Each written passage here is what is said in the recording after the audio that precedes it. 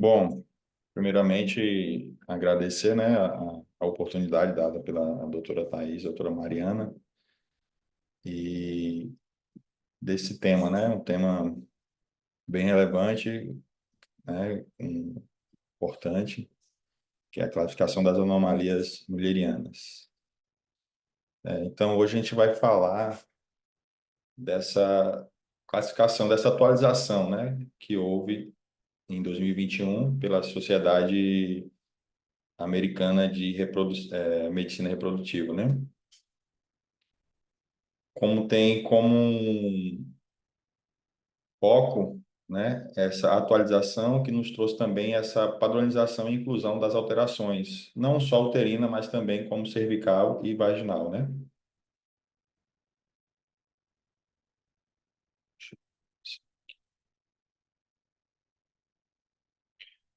Bom, aqui como um resumo, né, do objetivo dessa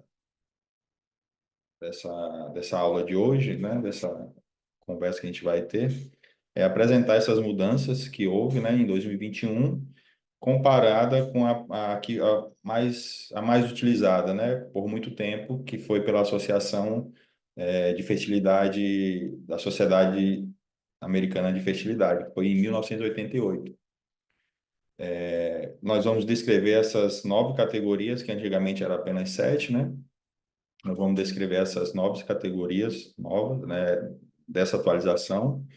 Também vamos integrar aspectos clínicos de imagem, tratamento e aplicação também na prática, diagnóstico e manejo dessas patologias, né? Aqui, como uma introdução, a gente pode, né, definir essas anomalias, que são anomalias raras, né, e variam ampliamente. E também é um ponto aqui importante, elas são raras, mas também podem ser, como posso dizer, importante, né, justamente no diagnóstico precoce para evitar problemas posteriores. Então, é importante reconhecer esses sinais que apresentam, né, que às vezes nas antigas atualizações veio tardiamente. Por isso, a Sociedade Americana, né, de Reprodutiva Medicina, ela veio com essas atualizações justamente para ter um diagnóstico precoce. Então, veio também para classificar e padronizar essas terminologias, que nas anteriores eram terminologias mais complexas, e também, às vezes, o manejo clínico não era adequado, cirurgias inadequadas, então ela veio com esse intuito. E aqui, assim, uma introdução rápida na, na evolução, né, do que se diz a vida embrionária.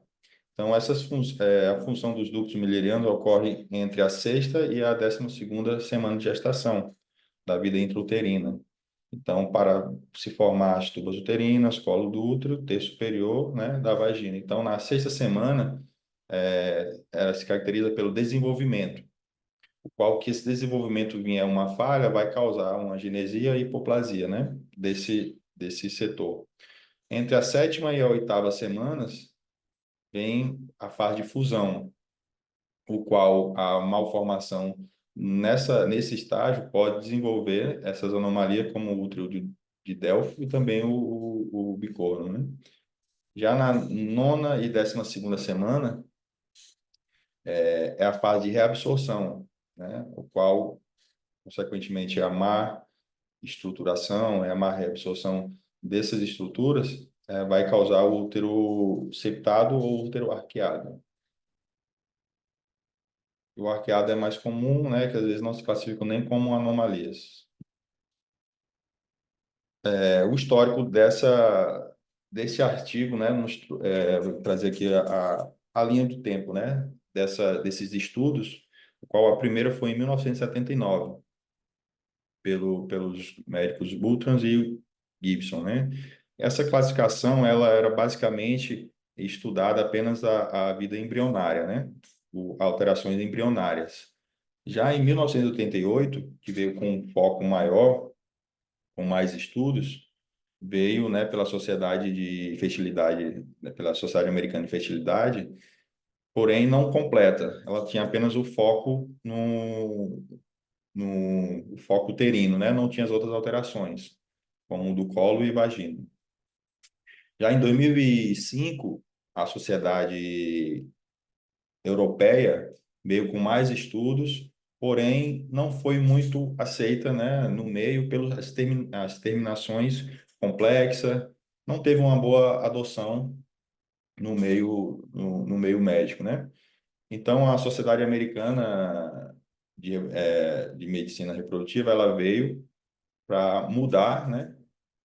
Ter mais acessibilidade, modernidade, tanto nas terminações como também incluir essas patologias, dando uma visão mais completa, né? Que foi colocar o colo uterino e vagina, mais alterações, né? Bom, aqui é um quadro resumo do que tem como objetivo esse estudo, né? Esse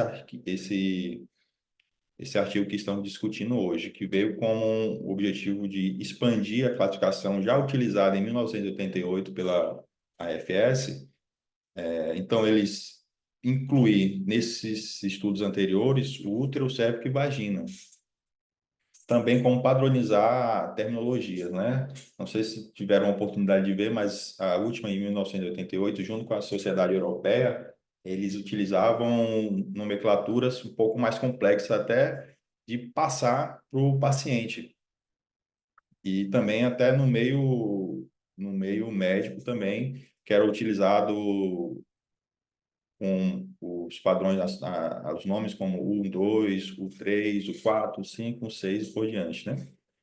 Então, essa nova atualização, conhecida também como MEC 2021, ela veio para melhorar essa comunicação entre os profissionais e também as pesquisas, né?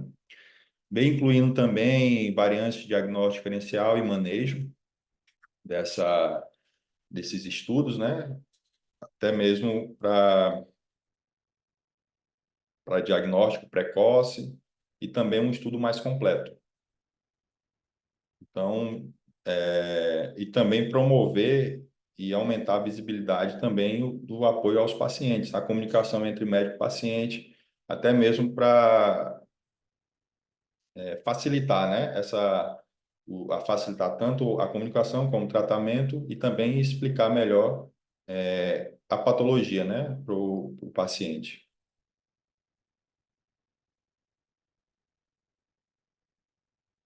Aqui é uma visão geral, né, das categorias, com um quadro resumo aqui. A gente pode descrever aqui de forma rápida, né, essas 9 alterações descritas nesse artigo, onde se discute aqui a genesia mülleriana, a genesia cervical, né, que lá tem a ausência da malformação do colo, que como a gente pode ver aqui, né, o útero unicorno, também, que é a presença de apenas um colo uterino, né, que também pode vir de forma, também pode apresentar variantes, né, dessas alterações, como mutante. O útero de Delfo, né, também, que a gente vai ver posteriormente, que é a presença de dois úteros de dois colos, né, o útero bicorno, que acredito que seja o mais comum, né, dessas alterações. São dois cornos e também um colo comum. Também pode vir essas variantes, que está lá descrita em anomalias complexas. Útero septado, que é a divisão interna dessa cavidade, né? O septo vaginal longitudinal, né? Que é o vertical, e também o septo transverso, que é na forma horizontal, que também vai ter descrito mais adiante. E, como eu falei, as anomalias complexas, que é a combinação de todas essas alterações. Aqui é do próprio artigo, né? Ele colocou, facilitando a compreensão, né? Esses esquemas, né? De todas essas alterações, bem didático. E aqui vamos falar, né, separadamente cada uma aqui, que é a genesia mülleriana, como falei anteriormente, vai ser a ausência ou hipoplasia do útero ou vagina. E também a mais famosa das alterações é a síndrome de Mayer-Rokitansky, né, que é a síndrome de Rokitansky, que é muito conhecida aí, tanto no, em exames, provas de residência, bem citada. Então, ela vai cursar com a menorreia primária, né? Os caracteres sexuais secundários são normais, como a gente pode ver aqui. As funções ovarianas vão estar intactas, né? Vão estar funcionantes. O tratamento, né, varia desde a dilatação vaginal, a criação, né, que chama de neovagina, então, e também cursando com um apoio psicológico. Então, aqui está um resumo do que é a agenesia mülleriana, né? Que é a mais comum, a Rokitansky.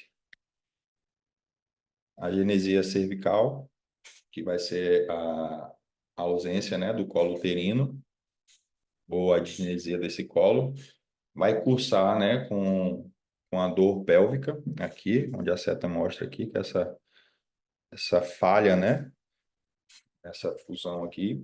Então, vai cursar com uma dor pélvica cíclica e também com hematométrio, né, que é aquele acúmulo de secreções, né, do útero. O diagnóstico, principalmente o diagnóstico padrão ouro, é com ressonância, né, magnética pélvica, uma esteroscopia. O tratamento vai desde a reconstrução cervical ou também uma esterectomia, né, dependendo do grau de complexidade dessa da paciente. Útero unicorno, né, que ele também o desenvolvimento é apenas do ducto mülleriano. Tem seus subtipos, como eu falei, que pode ser rudimentar, né? Que ele pode, vou tirar isso aqui, pronto. Ele pode vir, né? Com as suas alterações. Ele pode vir aqui com apenas pode falar aqui um cono, né? Como também com outras o rudimentar, que é a parcial ou completa também dessa estrutura. O risco dessas alterações são abortos frequentes, também partos pretérmicos, ou até às vezes ruptura, né? Então, a excisão do corno, o segmento, vai se fazendo segmento, às vezes, né? Até mesmo a excisão desse corno, do seu tratamento. O útero de Delfo, né? Que é a falha completa dessa fusão dos ductos, onde ele vai apresentar dois corpos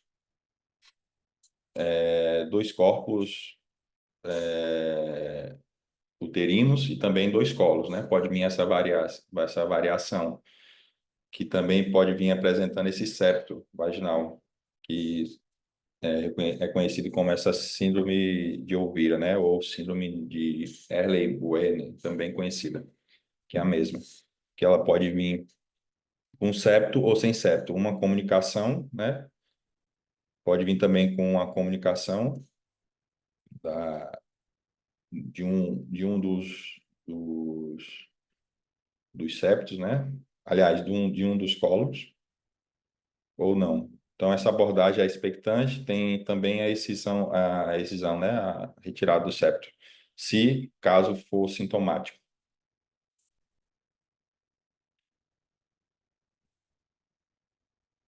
O útero bicorno, né? Que é a falha parcial ou difusão dos dois cornos, onde de um ou dos dois cornos, né? Que pode diferenciar do útero septado pelo corno externo, né? Esse daqui foi um dos estudos que eles fizeram, o qual a sociedade americana ela limita, né, essa dentição, né, aqui, que é essa entradazinha aqui do útero, no caso, para diferenciar de um útero arqueado, né, do bicorno, né, com septo ou não. Então, acima a sociedade americana ela coloca um limite maior que 15 centímetros, né, 15 milímetros, que é 1,5 centímetro, o qual a anterior, a europeia, ela colocava a partir de 1 centímetro. Então, tem essa discussão, né? Porém, a mais adotada é por essa última atualização, que é de 15 milímetros, se vai dar um septo, né? Aceptação completa ou incompleta também. E as consequências dessa alteração vai vir como abortos, né, tardios, partos pré-termo, e o seu tratamento vai uma metroplastia, né, em casos selecionados, em casos que venham assim apresentar complicações, né?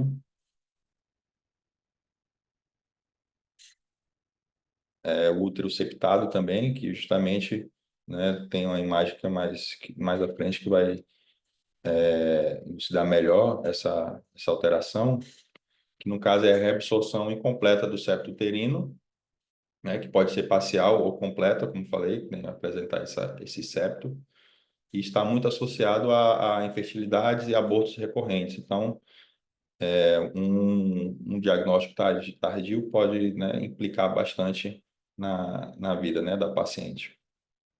E o teu tratamento é uma estereoscopia, né, com a metroplastia.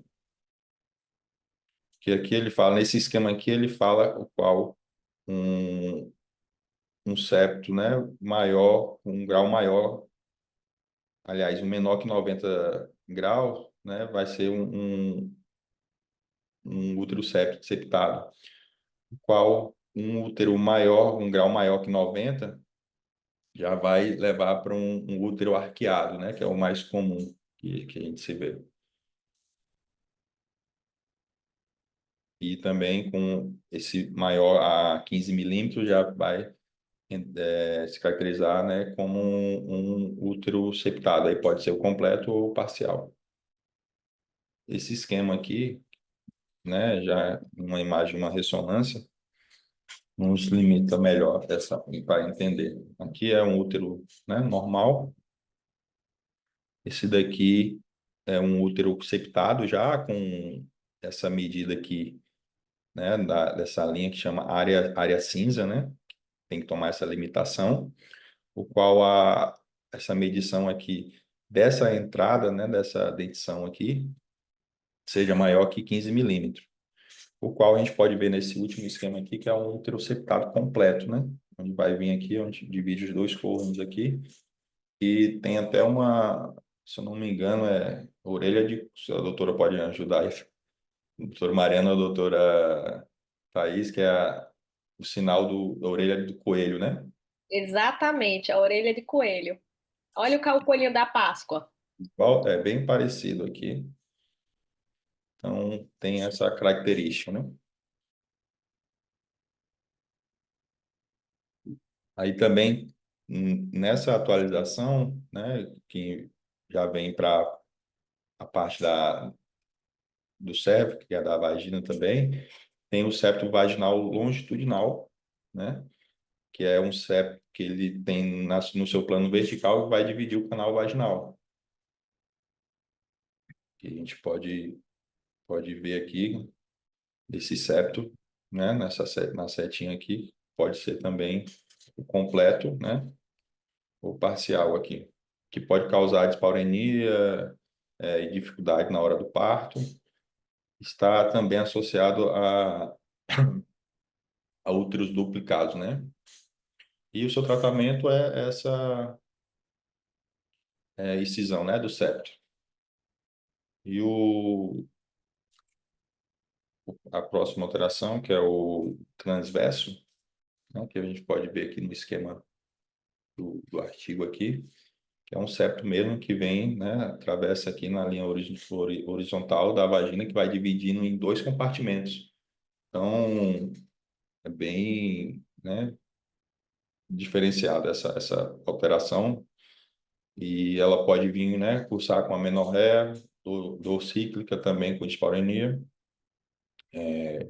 O exame, né, diagnóstico para mim é o exame físico, como também a ultrassom, ressonância, e como o anterior também, o tratamento é a remoção, né, desse septo. E, por último, as anomalias complexas, que vai ser a combinação, né, de todas essas alterações cervical e vaginal, né? Um exemplo seria essas duas síndromes que foram citadas, né, de Rokitansky e de Ovira, que são que pode vir com esses cornos rudimentares, né, que é a de Rokitansky e a de Ovira. Então, exige assim um acompanhamento, uma abordagem multidisciplinar e também individualizada. Como falei, veio, né, essas avaliações veio para mudar a questão do diagnóstico e também do tratamento, né? Quanto mais precoce e evitar danos posteriores ou então tardios à paciente.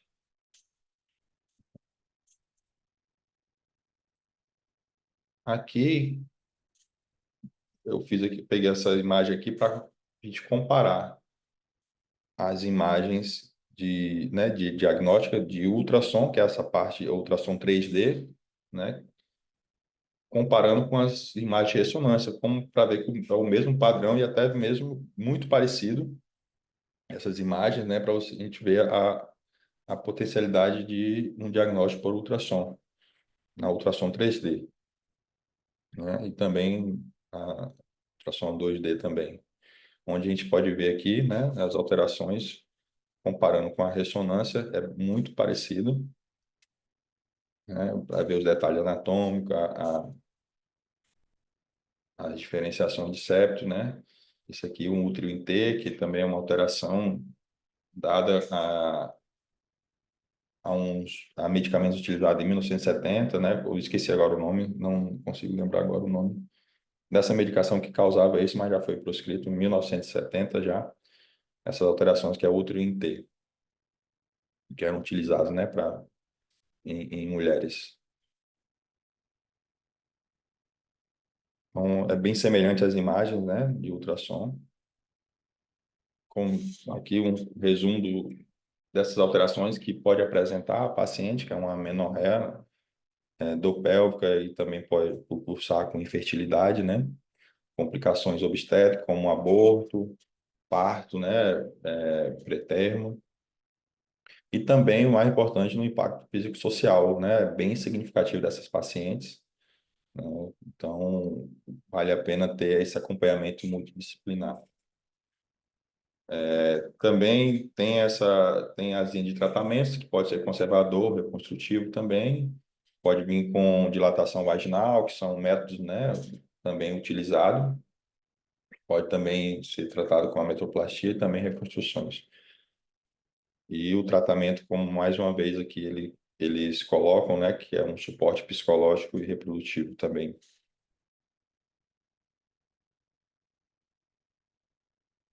Bom, e para finalizar, né, essa discussão desse artigo, então, que a conclusão desse estudo veio para classificar, né, essas categorias, né, em 2021, adicionar, né, essas alterações, no qual a anterior, o último estudo de 1988 só incluía, né, o útero, né, não tinha colo nem vagina.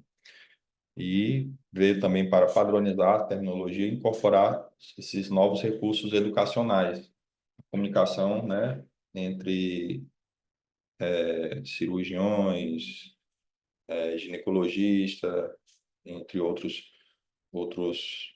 outras áreas da medicina. Então, ela veio apenas para aprimorar e hoje é o mais completo, né, e objetivo dos estudos.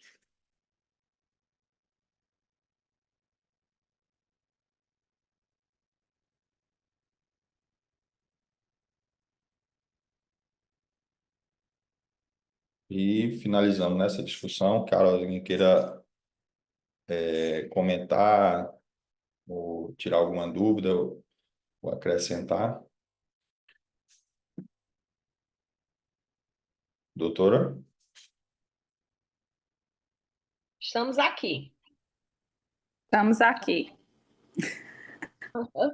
Eu falei e não esqueci de acionar o áudio. Estava preocupado já, falei, eu vou ter que falar mais. Não, vai não.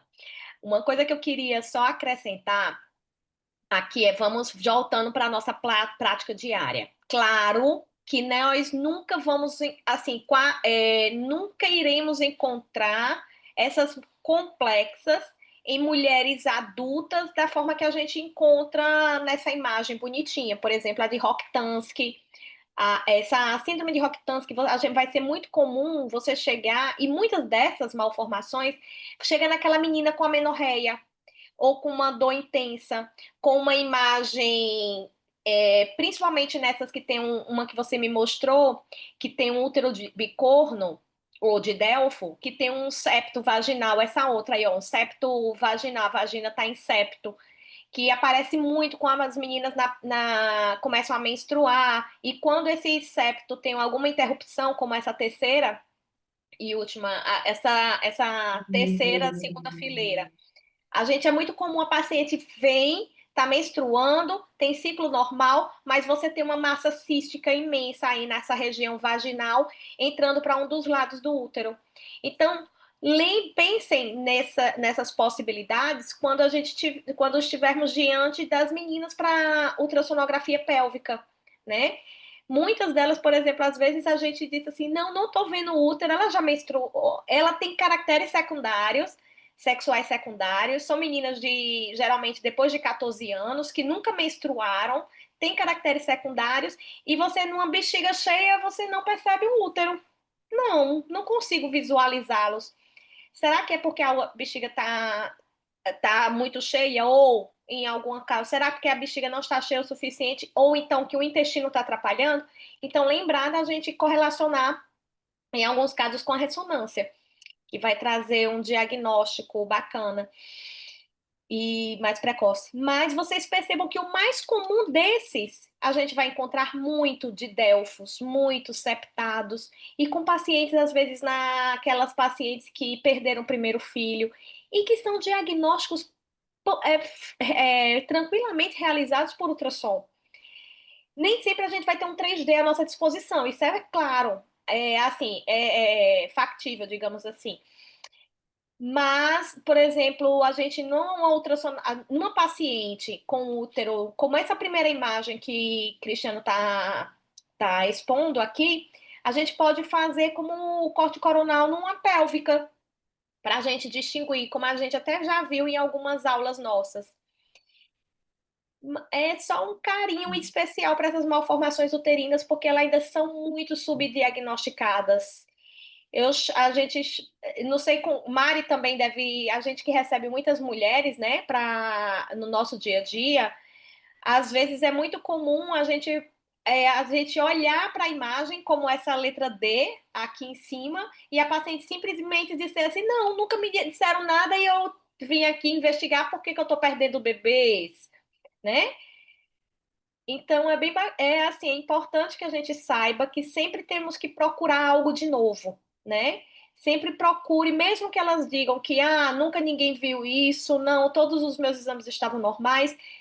Atentem para as queixas das pacientes, percebam se é uma menina, está no início, ela sente muita dor, todo mês é uma dor cíclica, tem uma imagem cística, em topografia de vagina, às vezes ela faz realmente um colo. Às vezes no útero a gente tem o bicorno bicolis, né? Que não é o de Delfo. Que a gente diz que tem um canal vaginal, mas ele se divide todinho, inclusive tem 2 colos. E às vezes um é em fundo cego. E a paciente tem dor, tem aquela imagem como se fosse um endometrioma, né? Que você vê que tem aqueles sedimentozinhos. Então, essas malformações elas são muito mais frequentes do que nós podemos imaginar, mas ainda são muito subdiagnosticadas e precisam de um olhar cuidadoso. Quer mais acrescentar alguma coisa, amiga? Doutora Mari? Você falou quase tudo mesmo que eu iria falar, mas assim, lembrando, gente, que quando você for fazer, porque a gente tende muito no ultrassom transvaginal tentar ser rápidos, né? E aí você não faz aquela que a gente tanto fala nas práticas, vá, saia da imagem completamente e volte, e não vá, porque às vezes a gente tem, fiz o longitudinal, virei, fiz o transverso, já estou no meio ali, vendo o endométrio, meço ali, entendeu? E aí é nessa de você não rastrear por completo que você deixa passar, né? Então, sempre subir, descer, sair sempre totalmente da imagem, sempre conversar. Na realidade, assim, essa é uma classificação que juntou tudo. Todas essas patologias a gente conhece já faz muito tempo. É porque antes falava dos septos vaginais separado, né? Porque normalmente os septos vaginais a gente diagnostica muito até clinicamente, né? A paciente vem com queixa que está com amenorreia, você já vai examinar às vezes a paciente, né? Se ela já tiver relação, você vai ver lá o septo e descobrir porque ela está com tanta dor. Então, quando você vai fazer, às vezes, porque muitas vezes algumas mulheres fazem primeiro o citológico e a colposcopia, antes até de fazer um transvaginal. Você vai pegar isso muito na parte clínica. Então, os septos vaginais, às vezes a gente vê até a duplicação do colo, às vezes a gente descobre examinando a paciente. E aí depois você vai para o ultrassom para juntar tudo, né?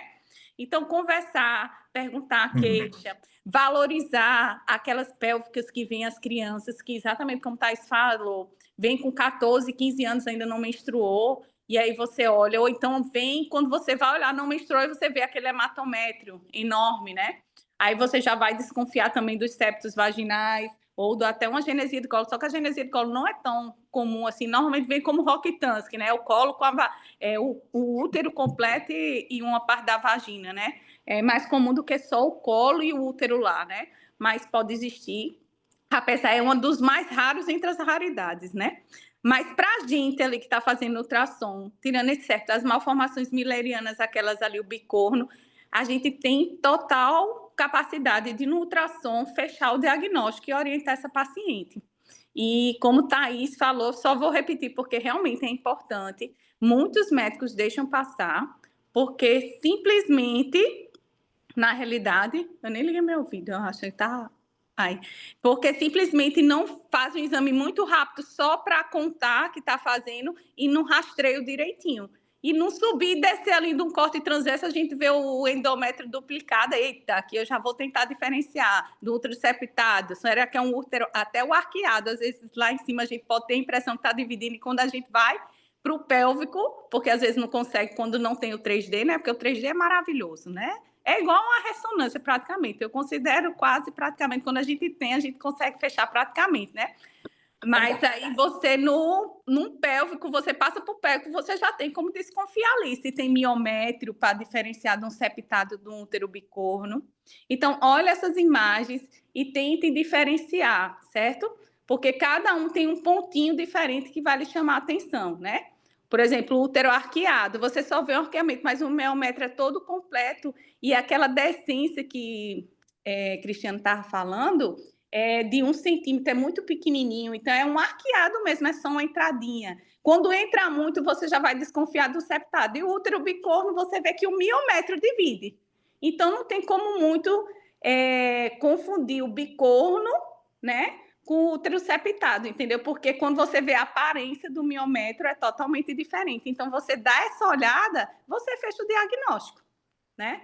Então, ter mais atenção e não considerar o trans na velocidade, às vezes, como todo mundo faz. Vamos ter um pouquinho mais de paciência. Já é um exame rápido, mesmo que a gente rastreie direitinho. Mas o sair e entrar, né? Eu bato na tecla direto. Até nos ovários. Saia e entre. Saia completamente. Deixe de ver e depois volte e de novo e deixe de ver. Para cima e para baixo, né, Thaís?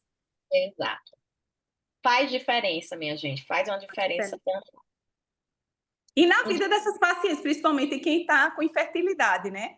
Às vezes a solução da infertilidade, às vezes num diagnóstico desse. Isso já aconteceu muito comigo, porque como a gente faz muito essa parte, né? Vem muito para a gente.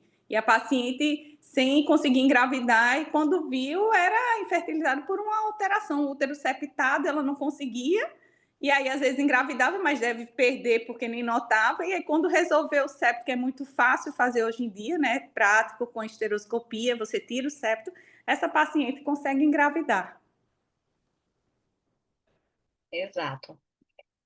Então, parabéns, Cristiano. Você conseguiu extrair de forma bem didática algo que para muitos é bem complexo e não é. Você conseguiu simplificar e dar a atenção devida que esse artigo trouxe, essa classificação belíssima. E eu tenho certeza que todo mundo que a partir de hoje vai dar uma atenção especial nas transvaginais, vai dar uma atenção especial naquela menina que vem com queixas de dor pélvica, que não está conseguindo menstruar, ou que menstruou uma vez e que não menstruou mais e sente cólica. E todo mundo que se deparar com uma dessas imagens vai lembrar de você, das suas aulas, que foi uma aula muito bem ilustrada. E que são essas imagens que ficam na memória, que a gente vai guardando e para usá-las no momento mais oportuno. No E diagnóstico. apesar de estar aí como rara, quando a gente faz em grande quantidade, não se torna tão rara assim, né? Isso. Então, peguem essas imagens que vocês estão vendo e gravem na sua cabecinha o que é um útero bicorno, o que é um septado, o que é um arqueado, entendeu? Porque isso ajuda bastante quando você vai ver a imagem no ultrassom. Os E que essa mais dica. se confundem é justamente o septado, o arqueado e o bicorno. Esses Exatamente. três, você tem que saber a diferenciação, porque um unicórnio é muito mais raro, muito mais difícil de aparecer. Um didelfo é difícil de você diagnosticar um didelfo verdadeiro, às vezes é só na pergunta com a paciente mesmo, no questionário, se já viu um septo, alguma coisa assim, e muitas delas já sabem. Mas esse bicorno, didelfo e septado são os mais frequentes das malformações uterinas e que vocês vão sim se deparar com elas. Sim. E essa dica que vocês deixaram assim, bem importante, dessa questão de quando se deparar com um exame com uma difícil visibilidade, né? Sempre ir buscar o pélvico também para ter uma visão geral. É que no pélvico a gente consegue fazer o plano coronal parecido E, com esse, mesmo sem a gente ter o 2D. Ou 3D. A gente tem um 2D, a gente vê a divisão do, dos endométrios ali na região fúndica, só que aí você passa para o pélvico, porque no pélvico a gente consegue ver o fundo uterino, se ele faz uma reentrância ou não, e ainda isso. simula essa imagem do coronal bem bonitinha, que a gente pode ter no 3D. Então não é desculpa não ter 3D, tá? É só me cerre todos os seus recursos. Só dizer que não É, diagnosticaram. Não é desculpa. pronto. É isso, minha amiga. Excelente, viu, doutor Cristiano? Você arrasou. Muito obrigado, eu agradeço a vocês aí, esses incentivos. E galera, vamos ler esse aí artigo, pegar, dar uma olhadinha mesmo, viu? Porque vale a pena, hein? Muito a pena, muito a pena. Eu vou disponibilizar para todos vocês, logo agora, o artigo discutido aqui com o doutor Cristiano. E a partir de amanhã já vou colocar algumas orientações com relação aos próximos meses, tá certo? Cristiano, todos aqui parabenizando você, no chat, todo mundo dando os parabéns. Realmente foi uma aula brilhante. Parabéns, doutor. Obrigado. Eu tenho certeza disso, você não faria por menos. Obrigado, obrigado. Tomara. Pois uma boa noite a todos. Alguém tem alguma dúvida, quer perguntar mais alguma coisa? Deixo as honras para minha fiel parceira, viu? Doutora Mariana, quer encerrar essa noite? Errando dizer que sexta-feira estamos todos juntos, né? Já estávamos com saudade, né? Que deu um tempinho esse aí do outro para esse, uma Oi? semaninha já faz a diferença, né, não? Ai, faz verdade, A gente já verdade. está com saudade, doido para ver todos e aprender bem muito todos juntos e até sexta-feira, né? Se Deus quiser. Amém, Boa. se Deus quiser. Até sexta. Boa noite, pessoal. É,